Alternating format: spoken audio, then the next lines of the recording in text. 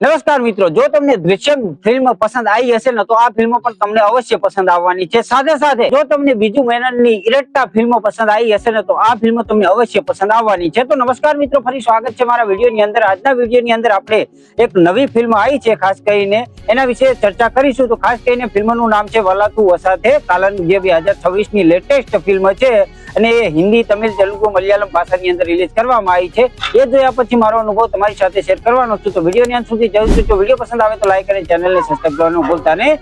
તો ખાસ કરીને આ છે ને ક્રાઇમ ડ્રામા અને થ્રિલર ફિલ્મ છે, જેની અંદર એક કહેવાય ને કે માઇન્ડ બેન્ડિંગ ફિલ્મ છે, જેની અંદર શરૂઆતથી અંત સુધી તમને જોડી રાખવા માટે મજબૂત કરી દે છે.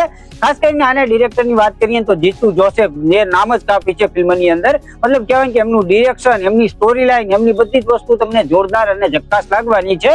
ખાસ કરીને આમની બહુ બધી ફિલ્મો આપણે જોઈ છે, જેથી હું પણ આકર્ષિત થયો આ ફિલ્મો વિશે. તો ખાસ કરીને આ જે ફિલ્મ આવી છે ને એની અંદર જે કાસ્ટની વાત કરીએ તો બીજુ મેનનની સાથે જોજુ જ્યોર્જ, લીના લિયોની, નિરંજના અને બહુ બધા કલાકારો આની અંદર જોવા મળે છે. અને ખાસ કરીને આની અંદર ક્રાઇમ થ્રિલર અને ખાસ કરીને ડ્રામા જોવા મળે છે. એ છે ને શરૂઆતથી અંત સુધી તમને જોડી રાખવા માટે એટલે મજબૂર કરી દે છે કે આની અંદર સ્ટોરી એવી હોય છે કે પોલીસ વર્સિસ પીડિત જે આમને સામને આવી જાય તો શું થાય એ જ આ ફિલ્મની અંદર બતાવ્યું છે. મતલબ કહેવા જઈએ ને કે બીજુ મેનન છે ને એક પિતાનો રોલ ભજવે છે અને એની વાઈફ પણ છે અને એની એક દીકરી છે.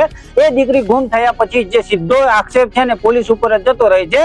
અને પોલીસનું જે મેન કેરેક્ટર છે એ જોજુ જ્યોર્જનું છે, જે છે ને એક એવો પિતા છે કે જેના દીકરા ઉપર એનું ધ્યાન નથી હોતું અને ખાસ કરીને દીકરો એના આડાઅવળે રસ્તે ચડેલો હોય છે. અને પછી એ દીકરો છે એ પણ કહેવાય કે ડ્રગ્સના એવા બધા રવાડે ચડેલો હોય છે. તો એ પણ તકલીફ છે. સાથે સાથે આ કેસની બધી કહેવાય કે બધી જે વસ્તુ છે, મતલબ કહેવાય કે એનો જે ખૂનનો આરોપ છે ને એ જ પોલીસ વાળા ઉપર થાય છે.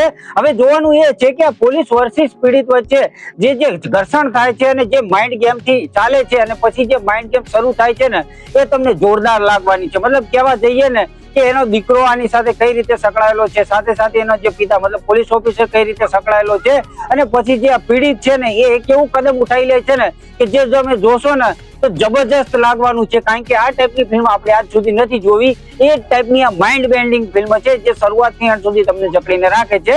ઓલ ઓવર જોવા જઈએ ને તો તમને ઇરટ્ટા નામની ફિલ્મો પસંદ આવી હશે ને તો આ ફિલ્મ તમને અવશ્ય પસંદ આવવાની છે.